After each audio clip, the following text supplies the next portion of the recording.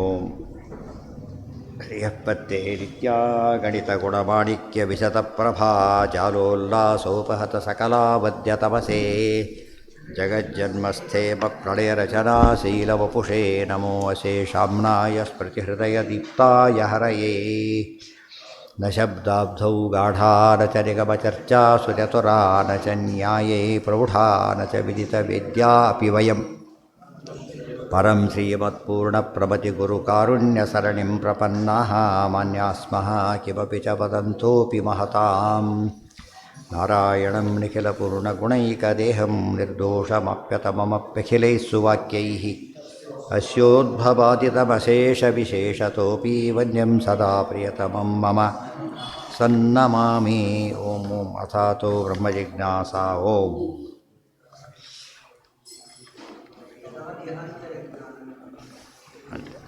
ಕುಪಿತಾ ಹಿ ಫಣಚ್ಛಾಯಾ ಸಮೀಕೃತ್ಯ ಪರಂ ಸುಖಂ ಸೇವಂತೆ ಯತ್ಪದಂ ಧೀರಾಃ ಸಮುಪಾಸೆ. ಎಷ್ಟು? 3 ಮಂತ್ಸ್. ಅರ್ಜುನ ಕೇಳಿದೆಷ್ಟು? 10 ನಿಮಿಷ. ವ್ಯಾಪ್ತತ್ವಾದಾತ್ಮನೋ ದೇಹ ಅದಾಗಬೇಕೀಗ. ಯದಾ ದೇಹಾಂತರ ಜ್ಞಾನಂ ದೇಹೈಕ್ಯವಸಿತಿ ಕುತಃ. ದೇಹಾಂತರ ಜ್ಞಾನ ಅಂತ ಗೊತ್ತಿದ್ದಾಗ ಹಿಂದಿನ ಜನ್ಮ ಮುಂದಿನ ಜನ್ಮ ಅಂತ ಮಾತಾಡಿದ ಮೇಲೆ ಈ ದೇಹ ಅಲ್ಲ ಅಂತ ಆಯ್ತಲ್ಲ. ಸೊ ದೇಹಕ್ಕೆ ನಾಶ ಇದೆ, ಜೀವಕ್ಕೆ ನಾಶ ಇಲ್ಲ. ಆದ್ದರಿಂದ ದೇಹ ಅನ್ಯ ದೇಹ ಅಂತ ಒಪ್ಕೊಂಡ ಮೇಲೆ ಜೀವದೇಹಕ್ಕೆ ಹೇಳಬಾರ್ದು. ಜೀವದೇಹಕ್ಕೆ ಹೇಳಿದ್ರೆ ಏನು ದೋಷ ಬರುತ್ತೆ? ಜೀವ ಜಡಕ್ಕೆ ಹೇಳಿದಾಗುತ್ತೆ. ದೇಹ ಜಡ ಅದು. ಮತ್ತು ಅವ್ರು ಬಾಡಿ ಅಂತ ಅವ್ರು ವ್ಯಕ್ತಿ ಅಂತ ತೋರಿಸಲಿಲ್ಲ, ಬಾಡಿ ಅಂತ ಹೇಳ್ತಾರೆ. ಅವರಿದ್ದಾರಲ್ಲ ಅಲ್ರಿ, ಬಾಡಿ ಅದು ಅವರಿಲ್ಲ ಅಂತ ಹೇಳಿ. ಬಾಡಿ ಅದು ಅವರಿಲ್ಲ, ಸೇಮೇನೆ. ಮೊದಲು ಅವರೇ ಬಾಡಿ ಎಂಬುದಿಲ್ಲ. ಅದು ಹೋದ ತಕ್ಷಣ ಏನಾಯಿತು? ನಮ್ಮಲ್ಲೇ ನೋಡಿ, ಸಿಂಪಲ್. ಅದು ಒಂದು ಲೋಟ ಕೊಡ್ತಾರೆ, ಇದು ಹಾಲು ಹಾಲು ಅಂತಾರೆ. ಅಲ್ಲಿ ಹಾಲು ತೆಗೆದುಬಿಟ್ರು, ಲೋಟ ಲೋಟ ಅಂತಾರೆ. ಏನಿಲ್ಲಲ್ಲ, ಹಾಲು ಅಂತ ಕರೆಯೋದಿಲ್ಲ. ಯಾಕೆ? ಲೋಟ ಏನಿಲ್ಲ, ಅಂದರೆ ಹಾಲಿಲ್ಲ ಈಗ. ಆಮೇಲೆ ಹೇಳಿದ್ರೆ ಬರೀ ಇಲ್ಲೇ ಇದ್ರೆ ತೋರಿಸಿದ್ದು ಲೋಟ ಅಷ್ಟು, ಹಾಲಲ್ಲ. ಆಮೇಲೆ ಇದ್ದಾಗ ಇದು ಹಾಲೇ, ಲೋಟ ಅಲ್ಲ, ಹಾಲಿದು. ಎಷ್ಟು ವ್ಯತ್ಯಾಸ ಆಯಿತು ಗೊತ್ತಾ? ಜೀವ ಹಾಗೆ. ಹಾಲಿರೋವರೆಗೂ ಹಾಲೇ ಆಗೋ, ದೇಹ ಇರೋವರೆಗೂ ಜೀವ. ಇಲ್ಲದೆ ಹೋದರೆ ಹೇಳೋದು ಜಸ್ಟ್ ಬಾಡಿ ಅಷ್ಟೆ. ಇದು ಅರ್ಥ ಮಾಡಿಕೊಂಡ್ರೆ ನಾನು ದೇಹದ ಮೆದುರಿಗೆ ಇಟ್ಟಿದ್ದಾನೆ. ಅದು ಹಾಲಿನಲ್ಲಿ ಪಾತ್ರೆಯಲ್ಲಿ ಹಾಲಿದೆ ಹೊರತು ಹಾಲೇ ಪಾತ್ರೆಯಲ್ಲ. ಜೀವದೇಹ ಒಂದೇ ಅಂತ ಹೇಳೋರು ಏನಂತ ಹೇಳಿದಾಗ ಆಗ್ತದೆ? ಹಾಗಿದ್ರೆ ಹಾಲೇ ಪಾತ್ರೆ, ಪಾತ್ರೆನೇ ಹಾಲು. ಹಾಗಿದ್ದರೆ ಬರೀ ಲೋಟ ಕೊಟ್ಟು ಸಹ ಹಾಲೇ ಕೊಡಬೇಕಾದ್ರೆ ಎಲ್ಲ ಸಾಗ ಲೋಟ ಇಡೋದು, ಎಲೆ ಹಾಕೋದು, ಎದ್ದು ಹೋಗಿರ್ತಿರೋದು. ಒಂದು 5 ನಿಮಿಷ ಕೂಡಿಸಿ ಎದ್ದು ಹೋಗಿದ್ದು ಬಿಡೋದು ಅಷ್ಟೇ. ತಪ್ಪದು. ಎಲ್ಲ ವ್ಯಕ್ತಿಯೇ ಬೇರೆ ಆಗ್ತಾನೆ. ಇಲ್ಲೂ ಬೇರೆ ಆಯಿತು, ಊಟ ಮಾಡೋನು ಹಾಗೆ. ಎಲ್ಲ ಇದೆ, ದೇಹ ಇದೆ ಅಷ್ಟೇ. ಊಟ ಮಾಡೋನು ಏನಿದೆ? ಜೀವನೇ ಇಲ್ಲ. ಇದಿಷ್ಟು ಮೇಲಿಗೆ ಆಯ್ತು ಅಷ್ಟೇ. ಅದು ನೋಡಿದ್ದಕ್ಕೆ, ಅದು ಪತ್ರ ಕೂಡಿಸಿದ್ದಕ್ಕೆ. ಅದು ಇದು ಅನ್ನ ಪಾತ್ರೆ, ದೇಹ ಪಾತ್ರೆ ಇದ್ದ ಹಾಗೆ. ಜೀವ ಒಳ್ಳೆಯ ಜೀವ ಆದರೆ ಹಾಲು, ಕೆಟ್ಟ ಜೀವ ಆದರೆ ಫಾಯ್ಲೆಡ್ ಹಾಲು ಇಷ್ಟೇ. ಜೀವನ ಒಳ್ಳೆ ರೀತಿ ಇಲ್ವಲ್ಲ, ಆದ್ದರಿಂದ ಹಾಗಾಗ್ತದೆ. ಅದು ನೋಡಿ. ಆಮೇಲೆ ದೇಹಕ್ಕೆ ಮಹತ್ವ ಉಂಟು ಅಂತ ಪ್ರಶ್ನೆ. ಈಗ ಮಹತ್ವ ಇದೆ. ಎಷ್ಟು ಮಹತ್ವ ಇದೆ? ಹಾಲಿನ ಪಾತ್ರೆನೋ ಪಂಚಾಮೃತ ತಂದಿದ್ದ ಮಠದಿಂದ, ಆ ಪಂಚಾಮೃತ ಎಲ್ಲ ಖಾಲಿ ಆಯಿತು. ಪಂಚಾಮೃತ ಹಾಕಿದ ಜಾಗ ಆದರೆ ಏನು ಮಾಡ್ತಾರೆ? ಅದನ್ನು ಭಾರಿ ಇದು ಮಾಡೋದಿಲ್ಲ, ತೊಳೆದಿಟ್ಬಿಡ್ತಾರೆ. ಅದು ಫಾಯ್ಲೆಡಲ್ಲಿ ಹಾಕಿದ ಪಾತ್ರೆ ಏನು ಮಾಡ್ತಾರೆ?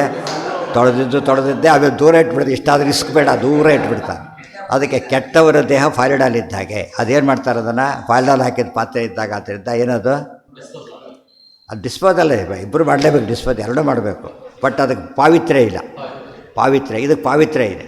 ಜ್ಞಾನಿ ವೃಂದಾವನ ಎಷ್ಟು ಪಾವಿತ್ರ್ಯ ಬಂತೀಗ? ಅದೇ ಜೀವ ಇರಬಹುದು, ಆದರೆ ಪವಿತ್ರ ಜೀವ. ಅದರಿಂದಾಗಿ ಅದಕ್ಕೆ ನಮಸ್ಕಾರ ಮಾಡ್ತೀವಿ. ಇವ್ರಿಗೆ ಹಾಗಲ್ಲ, ತಿರಸ್ಕಾರ. ಮತ್ತೆ ಒಂದು ಶುದ್ಧಿ ಮಾಡ್ತಾರೆ. ನೋಡಿದ್ದಕ್ಕೆ ಶುದ್ಧಿ ಆಗಬೇಕು. ಸಚೈಲ ಸ್ನಾನ ಮಾಡಬೇಕು ನೋಡಿದರೆ, ಕೆಲವು ಪದಾರ್ಥ ನೋಡಿಬಿಟ್ರೆ ಹಾಗಾಗಿರುತ್ತೆ. ಅದು ಎಷ್ಟು ವ್ಯತ್ಯಾಸ. ಪಾತ್ರಕ್ಕೆ ಬೆಲೆ ಇದೆ. ಹಾಗಿದ್ದರೆ ಒಂದು ಪ್ರಶ್ನೆ ಬಂತು, ಅದಕ್ಕೆ ಉತ್ತರ ಇದೆ. ಏನು ಪ್ರಶ್ನೆ?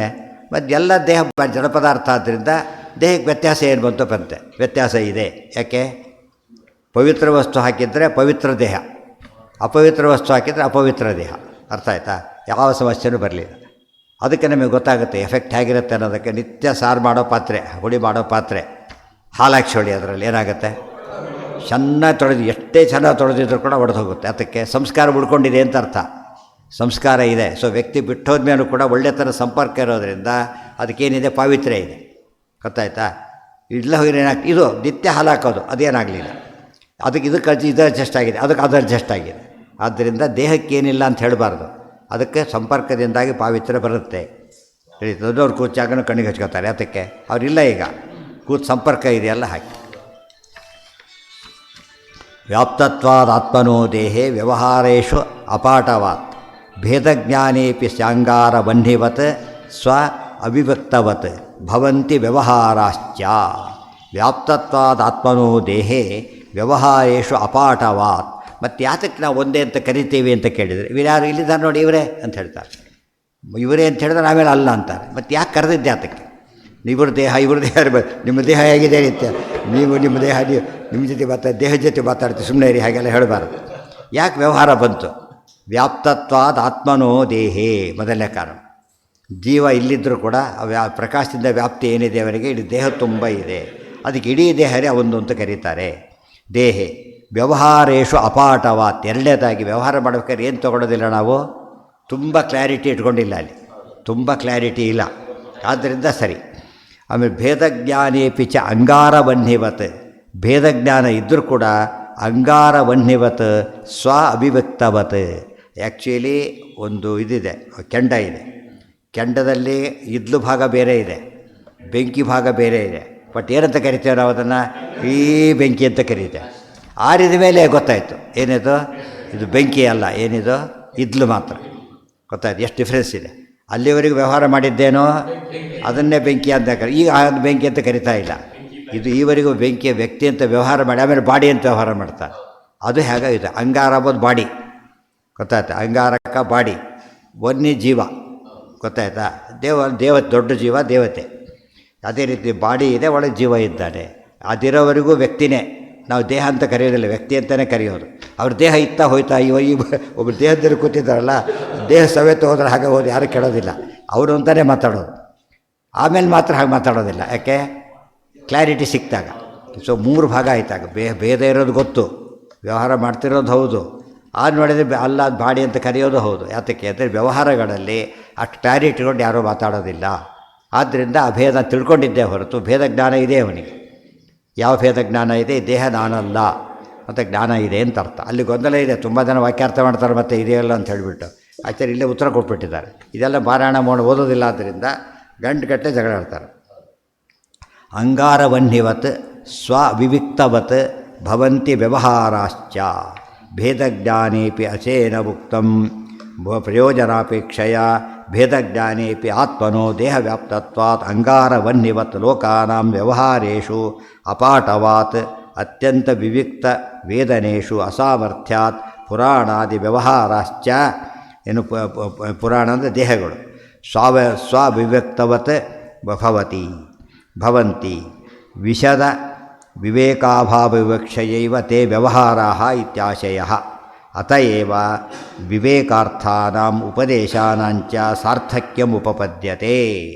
ವಿಶದೋ ಹಿ ವಿವೇಕಃ ಪುರುಷಾರ್ಥಾಯ ಕಲ್ಪತೆ ನತು ಔಪಚಾರಿಕ ನತು ಔಪತ್ತಿಕಃ. ಯಾವಾಗಲೂ ಕೂಡ ವಿವೇಕ ಅಂಬೋದು ಯಾವಾಗ ಕ್ಲಿಯರ್ ಆಗ್ತಾ ಹೋಗ್ತದೆ ಪುರುಷಾರ್ಥ ಸಿದ್ಧಿ ಆಗುತ್ತೆ, ಇಲ್ಲದೆ ಹೋದರೆ ಸಿದ್ಧಿ ಆಗೋದಿಲ್ಲ. ಆದ್ದರಿಂದ ನಾವು ಭೇದಜ್ಞಾನ ಇಷ್ಟೆಲ್ಲ ಶಾಸ್ತ್ರ ಓದಿದ್ರೆ ಏನು ಗೊತ್ತಾಗ್ತಿದೆ ನಮಗೆ ಅಂದರೆ ಜೀವೇಶ್ವರ ಪಂಚಭೇದ ಸ್ಪಷ್ಟವಾಗ್ತಾ ಹೋಗುತ್ತೆ. ಓದ್ದಷ್ಟು ಏನಾಗ್ತಾ ಹೋಗುತ್ತೆ, ಪಂಚಭೇದ ಕ್ಲಾರಿಟಿ ಬರುತ್ತೆ. ಅದಕ್ಕೆ ಓದಬೇಕು. ಆತ್ಮನೋ ದೇಹೇ ವ್ಯಾಪ್ತತ್ವಾತ್ ಅತ್ಯಂತಂ ಪ್ರೇಮಾಸ್ಪದತ್ವಾತ್ ರಾಗಾದಯೋ ಯುಜ್ಯಂತೆ ಇವೆ. ಅದಕ್ಕೆ ಹಾಗಿದ್ದರೆ ದೇಹಕ್ಕೆ ಹಸಿವಾಗಿದೆ, ನನಗೆ ಹಸಿವಾಗಿದೆ ಅಂತ ನಾವು ಯಾತಕ್ಕೆ? ಹಸಿವು ಆ್ಯಕ್ಚುಲಿ ದೇಹ ನಿಮಿತ್ತ ಬಂದ ಹಸಿಬೋದು, ಗೊತ್ತಾಯ್ತಾ? ದೇಹ ನಿಮಿತ್ತ ಬಂದ ಹಸಿವು ದೇಹಕ್ಕಾಗಿದೆ ಅಂತ ಹೇಳೋದಿಲ್ಲ. ಏನಂತಾರೆ? ನನಗಾಗಿದೆ ಅಂತ ಹೇಳಿದೆ. ಯಾತಕ್ಕೆ?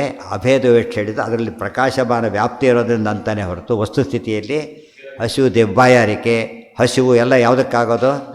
ದೇಹ ನಿಮಿತ್ತ. ಅದು ದೇಹ ನಿಮಿತ್ತ. ಜೀವನ ಸ್ವರೂಪ ಉಳಿದ ದೇಹಗಳಿಗೆ ವಿಚಾರ ಬೇರೆ. ಬಾಹ್ಯ ದೇಹದ ನಿಮಿತ್ತ ಇಷ್ಟ ಆಗ್ತಾ ಇದೆ. ಯಾರಿಗೆ ಬಾಹ್ಯ ದೇಹದ ಬಗ್ಗೆ ಡೀಲಿಂಗ್ ಮಾಡ್ಕೋತಾರೆ ಹಸಿವು ಅದು ಅನಿಸೋದಿಲ್ಲ. ಅವ್ರಿಗೆ ಹಸಿವು ಬಾಯಾರಿಕೆ ಯಾವುದು ಆಗೋದೇ ಇಲ್ಲ.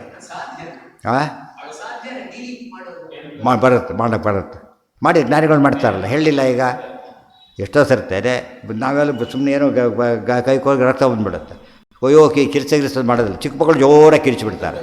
ಯಾಕೆ? ಇವ್ರಿಗೆ ಏನಿದೆ ಒಂದು ವ್ಯತ್ಯಾಸ, ಇವೇನು ವಿವೇಕ ಗೊತ್ತಿದೆ. ಈಗ ರಕ್ತ ಅಂತಷ್ಟು ಏನೋ ಆಗಿಬಿಟ್ಟಿದೆ ಅಂತವ್ರಿಗೆ, ಇವ್ರಿಗೆ ಏನೂ ಆಗಿಲ್ಲ, ಇಷ್ಟ ಆಗಿರುತ್ತೆ, ಮಾಡಿ ಸರಿ ಹೋಗುತ್ತೆ ಗೊತ್ತಿರೋದ್ರಿಂದ ಕೂಗೋದು ಕಿರ್ಚೋದು ಮಾಡೋದಿಲ್ಲ. ಬಡಿಸ್ತಿರ್ತಾರೆ ಮಗು, ನಾನು ಜೋರಾಗಿ ಕಳ್ಬೋದು ಕೂಗುತ್ತೆ, ವಯಸ್ಸು ಇಲ್ಲಿಂದ ದೊಡ್ಡವರಿಗೂ ಬೇಕು ಪಾಪ, ಕೂಗೋದಿಲ್ಲ, ಕಂಟ್ರೋಲ್ ಮಾಡಿದ. ಆ ಕಂಟ್ರೋಲ್ ಮಾಡೋದಕ್ಕೆ ಏನಂತಾರೆ? ಅದೇ ಫೀಲಿಂಗ್ ಕಂಟ್ರೋಲ್ ಮಾಡೋದು. ಗೊತ್ತಾಯ್ತಾ? ಗೊತ್ತಿಲ್ಲದವರು ಕೂಗಿಬಿಡ್ತಾರೆ. ಯಾರು ಎತ್ತರದ ಇದ್ದಾಗಲೂ ಡೀಲಿಂಗ್ ಮಾಡ್ತಾರೆ, ಎಚ್ಚರ ಇದ್ದಾಗಲೂ ಕೂಡ. ಗೊತ್ತಾಯ್ತಾ? ಅವ್ರಿಗೆ ಜ್ಞಾನಿಗಳಿಗೆ ಅದು ಅಭ್ಯಾಸ ಆಗಿರುತ್ತೆ ಅದೆಲ್ಲ. ವಜ್ರಾಜ ಸ್ವಾಮಿ ಏನು ಮಾಡ್ತಿದ್ರು ಹೇಳಿದಾರಲ್ಲ, ಜ್ವರ ಬಂದು ಕೇಳ್ಕೊಂಡು ನಾವು ಚಾನ್ಸ್ ಕೊಡಿ ಅಂಥೇಳಿ. ಆಯಿತು ಅಂತ ಕೊಟ್ಟರು. ಪೂಜೆ ಗೀಜೆ ಮಾಡಬೇಕಲ್ಲ, ಆ ಜ್ವರನ ಒಂದು ಗಂಧಕಾಷ್ಟ ಆವಾಹನೆ ಮಾಡಿ ಪೂಜೆ ಕೂತ್ಬಿಡ್ತಾಯಿತ್ತು. ಅದು ಗಡ ನಡುಕ್ತಿತ್ತು ದಂಡಕಾಷ್ಟ. ಅದು ಈಗಿಲ್ಲ ಅವ್ರಿಗೆ ಡೀಲಿಂಗ್ ಮಾಡಿಬಿಟ್ರು ಅವರು. ಈ ದೃಷ್ಟಾಂತ ಯಾತಕ್ಕೆ ಕೊಟ್ಟಿದ್ದು, ಡೀಲಿಂಗ್ ಮಾಡೋಕ್ಕೆ ಬರುತ್ತೆ ಜ್ಞಾನಿಗಳಿಗೆ ಎಂಬುದಕ್ಕೆ ಸಾಕ್ಷಿ. ಅಲ್ಲೇ ಇಟ್ಕೊಂಡು ಪೂಜೆ ಮಾಡೋಕ್ಕೆ ಬರ್ತಿತ್ತು ಅವರಿಗೆ. ತೋರಿಸಿದ್ರು ಜ್ವರದ ಎಫೆಕ್ಟ್ ಏನು ತೋರಿಸ್ಬೇಕಾದ್ರೆ ಏನು ಮಾಡಬೇಕಾಗಿತ್ತು, ಅಲ್ಲಿ ಇಟ್ಕೊಂಡು ಮಾಡಬೇಕಾಗಿತ್ತು. ಇದರಿಂದ ನಮಗೇನು ಗೊತ್ತಾಗುತ್ತೆ ಅಂದರೆ, ಈ ವಿವೇಕ ಯಾವಾಗ ಜಾಸ್ತಿ ಆಗ್ತಾ ಹೋಗುತ್ತೆ. ಅವ್ರು ಹೇಳಿದ, ನಾನು ಹೊಡಿತೀಯಾ ಹೊಡಿ, ರೋಗಣ ಹೊಡಿತೀನಿ ಅಂತ. ಹೊಡಿ, ನನ್ನ ಗಂಟೆನೂ ಹೋಯ್ತು. ಸುತ್ತು ಪಿಷ್ಟ ಪೇಶವರ್, ನಾನು ಹೊಡೋಕ್ಕೆ ಬರೋದೇ ಇಲ್ಲ ನನಗೆ, ನಾನು ದೇಹ ಹೊಡಿತೀವಿ ಅಷ್ಟೇ. ದೇಹ ನಾನು ಬೇರೆ, ನನ್ನ ಸಂಬಂಧನೇ ಇಲ್ಲ. ಆದ್ದರಿಂದ ಹಾಗೇನೆ ಏನಾಯ್ತು ಈಗ, ನನಗೇನು ಆಗೋದೇ ಇಲ್ಲ ನೋಡಿ. ಡೀಲಿಂಗ್ ಮಾಡ್ಕೊಂಡು ಮಾತಾಡ್ತಾನಂತ, ಡೀಲಿಂಗ್ ಮಾಡ್ಕೊಂಡು. ಗೊತ್ತಾಯ್ತಾ? ಗ್ಯಾಂಗ್ರೀನಾದವ್ರಿಗೆ ಡೀಲಿಂಗ್ ಆಗೋದು ಗೊತ್ತಾಗುತ್ತೆ. ಯಾಕೆ ಡಾಕ್ಟ್ರೆ ಮೊದಲು ತೆಗೆದುಬಿಡಿ ಅಂತಾರೆ. ಮೊದಲು ಬೇಡ ಅಂದವನು ಆಮೇಲೆ ಏನಂತಾರೆ, ಡಾಕ್ಟ್ರ್ ಹೇಳ್ತಾರೆ ತೆಗೆದೇ ಹೋದರೆ ಈ ಬೆರಳು ತೆಗೆದ್ರೆ ಆಮೇಲೆ ಕಾಲೇ ಹೋಗುತ್ತೆ ಅಂತಾರೆ. ಮೊದಲು ತೆಗೆದುಬಿಡಿ ಅಂತಾರೆ. ಡೀಲಿಂಗ್ ಮಾಡ್ಕೊಂಡೇ ಇಲ್ಲ ಅವನೀಗ. ಗೊತ್ತಾಯ್ತಾ? ತಮಾಷೆ ಅಂದರೆ ಆ ಭಾಗನ ಕಟ್ ಮಾಡಿದ್ರೆ ಗೊತ್ತು ಕೂಡ ಆಗಲ್ಲ ಇವರಿಗೆ, ಡೆಡ್ ಆಗಲೇ ಅದು. ಗೊತ್ತಾಯ್ತಲ್ಲ? ಈ ಲೈಫ್ ಬೇಲಕ್ಕೆ ಹೊರ ನೋವಾಗುತ್ತೆ, ಅಲ್ಲಿ ನೋವಾಗಲ್ಲ. ಅದಕ್ಕೆ ಸರಿಯಾಗಿ ನೋಡಿ ಚೆಕ್ ಮಾಡ್ತಾರೆ. ಅದು ಎಲ್ಲರಿಗೂ ಬರೋದಿಲ್ಲ, ಇದೋಗ್ಬಿಡುತ್ತೆ ಅದಕ್ಕೆ. ನಮ್ಗೆ ಅವೆಲ್ಲ ಗೊತ್ತಿಲ್ಲದೆ ಕೊಡ್ತಿರುತ್ತೆ ಒಂದು ಪದಾರ್ಥ, ಸೌತೆಗೆ ಅರ್ಧ ಕೊಡ್ತಿರುತ್ತೆ, ಅಷ್ಟು ಮಾತ್ರ ತೆಗೆದುಬಿಟ್ಟು ಈ ಕಡೆ ಏನಾಗಿಲ್ವಲ್ಲ ಆ ಥರ ಮಾಡ್ಬೋದು. ಗೊತ್ತಾ? ಅವಾಗ to be on safe side ಏನು ಮಾಡ್ತಾರೆ, ಸ್ವಲ್ಪ ಜಾಸ್ತಿನೇ ಕಟ್ ಮಾಡ್ತಾರೆ. ಯಾಕೆ ಅದು ಸಂಪರ್ಕ ಬರಬಾರ್ದು ಅಂತ ಜಾಸ್ತಿ ಕಟ್ ಮಾಡ್ತಾರೆ. ಅದೇ ರೀತಿಯೇ ವೈದ್ಯ ಆಗಿ ನಾವು ತರಕಾರಿ ಮೇಲೆ ಪರಾಕ್ರಮ ತೋರಿಸಿದ್ರೆ ಡಾಕ್ಟ್ರು ಇವ್ರ ಮೇಲೆ ತೋರಿಸ್ತಾರೆ. ಇದು ಲೈಫ್ ಇರೋದ್ರ ಮೇಲೆ ಇವ್ರಿಗೆ ಶಕ್ತಿ ಇಷ್ಟೇ. ಭವಂತಿ ವ್ಯವಹಾರ. ಇದ್ರದ್ದು ಏನು ಕ್ಲಾರಿಟಿ ಗೊತ್ತಾದಾಗೈತೆ ನಮಗೀಗ, ಜೀವದೇಹದ ವಿವೇಕ ಇದೆ ಎಂಬುದು ಸ್ಪಷ್ಟ ಮಾಡಿ. ಗೊತ್ತಾಯ್ತಾ? ಎಲ್ಲೆಲ್ಲಿ ನಾವು ಅದನ್ನು ಒಂದೇ ಅಂತ ಕರಿತೇವೋ ಅದು ಸೀರಿಯಸ್ನೆಸ್ ಇಲ್ಲದೆ ಕರೆಯೋದೇ ಹೊರತು, ವಸ್ತುಸ್ಥಿತಿಯಲ್ಲಿ ಪ್ರತಿಯೊಬ್ಬರಿಗೂ ಕೂಡ ಯೋಚನೆ ಮಾಡಿದರೆ ಏನು ಗೊತ್ತಾಗುತ್ತೆ, ದೇಹಾತ್ಮ ವಿವೇಕ, ದೇಹ ಜೀವಗಳು ಬೇರೆ ಅನ್ನೋ ಎಚ್ಚರಿಕೆ ಇದ್ದೇ ಇರುತ್ತೆ. ನಹಿ ಪ್ರತ್ಯಕ್ಷಗಾನಪಿ ಅರ್ಥಾನಿ ಅಥ ಅನುಭವತಃ ಪ್ರತಿಪಾದಯಿತು ಕ್ಷಮಾಹ ಲೋಕಾಹ. ಹಾಗೆ ಹೇಳಿ ಅಲ್ಲ. ಯಾಕೆ ಇಷ್ಟೆಲ್ಲ ಪ್ರಾಬ್ಲಮ್ ಆಗುತ್ತೆ ಅಂದರೆ, ಜನಗಳ ಸಾಮರ್ಥ್ಯ ಇರೋದೇ ಅಷ್ಟು. ಕಣ್ಣಿಗೆ ಕಂಡ ವಸ್ತುವನ್ನು ಕೂಡ ಅಷ್ಟು ಕ್ಲಿಯರಾಗಿ ಹೇಳೋದಕ್ಕೆ ತುಂಬ ಜನಕ್ಕೆ ಬರೋದಿಲ್ಲ ಅಂತ ಹೇಳ್ತಾರೆ. ಕಣ್ಣಾರೆ ಕಂಡಿದ್ದು ಇಲ್ಲಂತೂ ಕಾರಣಕ್ಕೆ ಬರೋದಿಲ್ಲ. ಆದ್ದರಿಂದ ತಪ್ಪು ವ್ಯವಹಾರ ಮಾಡ್ತಾನೆ ಹೊರತು, ವಸ್ತುಸ್ಥಿತಿಯಲ್ಲಿ ಕಣ್ಣಿಗೆ ಕಂಡಿದ್ರೆ ವರ್ಣನೆ ಮಾಡೋಕ್ಕೆ ಎಲ್ರಿಗೂ ಬರುತ್ತಾ? ಹಾಗಿದ್ದರೆ ಹೋಗಲಿ. ಮೇಷ್ಟ್ರುಗಳೇ ತುಂಬ ಮೇಷ್ಟ್ರಿರ್ತಾರೆ, ಒಳ್ಳೆ ಮೇಷ್ಟ್ರುಗಳೇ, ಎಲ್ಲ ಕ್ವಾಲಿಫಿಕೇಷನ್ ಸೇಮು, ಮೆರಿಟ್ ಇನ್ನೂ ಜಾಸ್ತಿ ಇರ್ತಾರೆ. ಒಬ್ಬನ ಪಾಠ ಇನ್ನೊಂದು ಪಾಠ ಮಾಡೋಕ್ಕೆ ಬರೋದಿಲ್ಲ. ಅದು ಹೇಳೋದಕ್ಕೆ ಜ್ಞಾನ ಜಾಸ್ತಿ ಇದೆ ಅವನಿಗೆ, ಇವನಿಗೆ ಜಾಸ್ತಿ ಇದೆ, ಬಟ್ ಇವನ ಕ್ಲಾರಿಟಿ ಅವನಿಗೆ ಬರೋದಿಲ್ಲ. ಅದು ಡಿಫರೆಂಟ್ ಆಲ್ಟ್ ಅದು. ಆ ರೀತಿ ಇರೋದರಿಂದ ನಾವು ಮಾತಾಡಬೇಕಾದ್ರೆ ಕನ್ಫ್ಯೂಸ್ ಮಾಡ್ಕೋತೇವೆ ಹೊರತು, ವಸ್ತುಸ್ಥಿತಿಯಲ್ಲಿ ನಮಗೇನಿದೆ, ಭೇದ ಜ್ಞಾನ ಇದೆ ಅಂಥೇಳಿ. ಅದಕ್ಕೆ ನನ್ನ ದೇಹ ಅಂತ ಕರಿಬೇಕಾದ್ರೆ ತಕ್ಷಣ ನನ್ನ ದೇಹ, ನನ್ನ ಕಣ್ಣು, ನನ್ನ ಕಿವಿ ಅಂತೇಳಿ ನಾನು ಬೇರೆ ಅದು ಬೇರೆ ಅಂತ ಕ್ಲಿಯರಾಗಿ ಗೊತ್ತಾಗ್ತಾಯಿದೆ. ಅದು ಇಲ್ಲದೆ ಮಾತಾಡ್ತಿದ್ದಿಲ್ಲ ಅವನು. ಅಕಸ್ಮಾತ್ ಇಲ್ಲದೆ ಹೋಗಿದ್ದರೆ ಅವನಿಗೆ ಮಾತು ಉಪಯೋಗ, ನಾನೇ ಕಣ್ಣು, ನನ್ನದೇ ದೇಹ, ನಾನೇ ದೇಹ ಅಂತಿದ್ದ ಅನ್ನೋದಿಲ್ಲ. ಆಮೇಲೆ ಯಥಾನುಭವತಃ ಅನುಭವಾಸಾರೇಣ ಪ್ರತಿಪಾದಯಿತು ವ್ಯವಹರ್ತು ಹೇಳ್ತಾರೆ. ಯಮಲಯೋ ಅತ್ಯಂತ ವಿವೇಕಂ ಪಶ್ಯಂತೋಪಿ ಮಾತ್ರಾದಯ ಕಥಮೇತೌ ವಿಯುಕ್ತೌ ಅವಗಂತವ್ಯವಿತಿ ಪೃಷ್ಟ ಏವಮಿತಿ ಸ್ವಪ್ರತ್ಯಕ್ಷಾನುಭವಾನುಸಾರೇಣ ನಪರಾನ್ ಪ್ರತಿಪಾದಯಿತು ಕ್ಷಮಂತೆ ಇತಿ ಅನುಭವ ಸಿದ್ಧಂ. ಅದೇ ಎಕ್ಸಾಂಪಲ್, ತಾಯಿಗಿಬ್ಬರು ಮಕ್ಕಳಿದ್ದಾರೆ, ಅವಳಿ ಮಕ್ಕಳು ಇಬ್ಬರು ಒಂದೇ ರೀತಿ ಇದ್ದ, ಅವರಿಗೆ ಕನ್ಫ್ಯೂಸ್ ಆಗೋಷ್ಟು ಸಮಯ ಇರುತ್ತೆ, ಅವರಿಗೆ ಗೊತ್ತಾಗೋದಿಲ್ಲ. ಆ ಹೊತ್ತಲ್ಲಿ ಉಳಿದವ್ರಿಗೆ ಭಾರಿ ಕಷ್ಟ ಅದು. ಅವರಿಗೇನಾಗಿರುತ್ತೆ ಗೊತ್ತಿದೆ, ಅದಕ್ಕೊಂದು ತಾವೇ ಗುರುತು ಮಾಡ್ಕೊಂಡಿರ್ತಾರೆ ಕೆಲವು ತುಂಬ ಸಮಯ ಇದ್ದಾಗ. ಅದು ಅಷ್ಟು ತಮ್ಮ ಮಕ್ಕಳಲ್ಲಿ ತನ್ನ ತಾಯಿಗೆ ಎಷ್ಟು ಕನ್ಫ್ಯೂಷನ್ ಇರಬೇಕಾದ್ರೆ ಉಳಿದವ್ರಿಗೆ ಗುರ್ತಿಡೋಕ್ಕಾಗತ್ತಾ? ಸಾಧ್ಯ ಇಲ್ಲ. ಮತ್ತೆ ಕಾ ನಾಮ ಅತ್ರ ಕಥಂತ ಅದೇನು ಅಂದರೆ ಏವಮಿತಿ ಅಥ ತತ್ರ ಅತ್ಯಂತ ಸಾದೃಶ್ಯಂ ಪ್ರತಿಬಂಧಕಂ ತರ್ಹಿ ಅತ್ರಾಪಿ ಅಂಗಾರವನ್ನಿವತ್ ಆತ್ಮನೋ ದೇಹೇ ವ್ಯಾಪ್ತತ್ವಂ ಪ್ರತಿಬಂಧಕಮುಕ್ತಮೇವ ಶುಕ್ತಿರಜತಾದಿ ಪ್ರತ್ಯಕ್ಷಾಣಾಂ ಅನುಮಾನಾದಿನ ಬಾಧೋ ನಾಸ್ತಿ ಇತ್ಯನ್ಯತ್ರ ಉಪಾದಿತಮಿತಿ ಆಶಯವಾನ್ ಕ್ವಚ ಪ್ರತ್ಯಕ್ಷತಃ ಪ್ರಾಪ್ತಂ ಇತ್ಯಾದಿನ ಉಕ್ತಂ ಉಪಸಂಹರತಿ ತಥೋ ಇತಿ. ತಥೋ ಹಿ ಪ್ರತ್ಯಕ್ಷಸಿದ್ಧಂ ನ ಅನ್ನೇನ ಕೇನಚಿತ್ ಶಕ್ಯಂ ವಾರಯಿತು ಕ್ವಾಪಿ. ಎಲ್ಲಿ ಎಂಡ್ ಮಾಡಿದರೆ ಈಗ ಪ್ರತ್ಯಕ್ಷದಿಂದ ಯಾವುದನ್ನು ಸಿದ್ಧವಾಗಿದೆಯೋ ಅದನ್ನು ಪ್ರತ್ಯಕ್ಷ ಬಿಟ್ಟು ಬೇರೆ ಪ್ರಮಾಣ ಯಾವ ಪ್ರಮಾಣದಿಂದ ಕೂಡ ಏನು ಮಾಡೋಕ್ಕೆ ಬರೋದಿಲ್ಲ, ಬೇರೆಯವ್ರು ನೆಗೆಟ್ ಮಾಡೋಕ್ಕೆ ಬರೋದಿಲ್ಲ. ಪ್ರತ್ಯಕ್ಷ ಪ್ರೂವ್ ಮಾಡುತ್ತೆ, ಬಿಡು ನೆಗೆಟ್ ಮಾಡೋಕ್ಕೆ ಬರೋದಿಲ್ಲ. ಆದ್ದರಿಂದ ಸಿದ್ಧವಾಯಿತು ಅಂತ ಅರ್ಥ. ಜೀವದೇಹ ಭೇದ ಏನಾಗಿದೆ, ಸಿದ್ಧವಾಯಿತು. ಇದು ಎತ್ತಿರ ಕಂಟೆಂಟ್ ಅಲ್ಲಿಗೆ. ಅಂದರೆ ವ್ಯವಹಾರ ಮಾಡಬೇಕಾದ್ರೆ ಅಂತ, ವ್ಯವಹಾರ ಮಾಡಬೇಕಾದ್ರೆ ಸಂಬಂಧಪಟ್ಟವ್ರು ಬಂದಾಗ ಅವರೇ ಬಂದು ಅಂದ್ಬಿಡ್ತಾರೆ. ಮೀಟಿಂಗ್ನಲ್ಲಿ ಅವ್ರು ಡಿಪಾರ್ಟ್ಮೆಂಟ್ ಬಂದುಬಿಟ್ರೆ ಅವರೇ ಬಂದರು ಅಂತ ಕರೆಯೋ ಪದ್ಧತಿ. ಆ್ಯಕ್ಚುಲಿ ಹೆಡ್ ಅಲ್ಲ ಅವನು, ಹೆಡ್ ಎಲ್ಲ ಹೋಗಿದ್ದಾನೆ, ಡೆಪ್ಯೂಟ್ ಮಾಡಿ ಹೋಗಿರ್ತಾನೆ ಅಷ್ಟೇ. ವ್ಯವಹಾರಕ್ಕೆ ಸಾಕಷ್ಟು, ಬಟ್ ಅಫಿಷಿಯಲಿ ಬರೋದಿಲ್ಲ. ಅದು ಅಫಿಷಿಯಲಿ ವ್ಯಾಲಿಡಿಟಿ ಇಲ್ಲ. ಅವತ್ತಿನ ಪಟ್ಟಿಗೆ ಸಾಧ್ಯ, ಪ್ರತಿನಿತ್ಯ ಹಾಗೆ ಮಾಡೋಕ್ಕೆ ಬಿಡೋದಿಲ್ಲ. ಡೆಪ್ಯೂಟಿ ಅಂತ ಯಾವಾಗಲೂ ಡೆಪ್ಯೂಟಿ ಆಗೋದಾದರೆ ಇವನೇ ಮೀನಿಂಗೇ ಇಲ್ಲ ಇವನಿಗೆ, ಹೆಡ್ಗೆ. ಕೆಲವು ಪರ್ಪಸ್ಸಿಗೆ ಮಾತ್ರ ಮಾಡಿದಾಗ ಏನಾಗುತ್ತದ, ಅದಕ್ಕೆ ಬೀದಿಗಿದೆ. ಊಟಕ್ಕಿಟ್ಟು ಡೆಪ್ಯೂಟ್ ಮಾಡ್ಕೊಂಡು ಹೋಗ್ಬಿಟ್ರೆ ಉಪವಾಸ ಕೊಡಬೇಕಾಗುತ್ತೆ ಅಷ್ಟೇ. ಯಾವುದಕ್ಕೆ ಡೆಪ್ಯೂಟ್ ಮಾಡ್ಬೋದು, ಬೇರೆದಕ್ಕೆ ಡೆಪ್ಯೂಟ್ ಮಾಡ್ಬೋದು, ಕೆಲವಕ್ಕೆ ಮಾಡೋಕ್ಕಾಗೋದಿಲ್ಲ. ಓ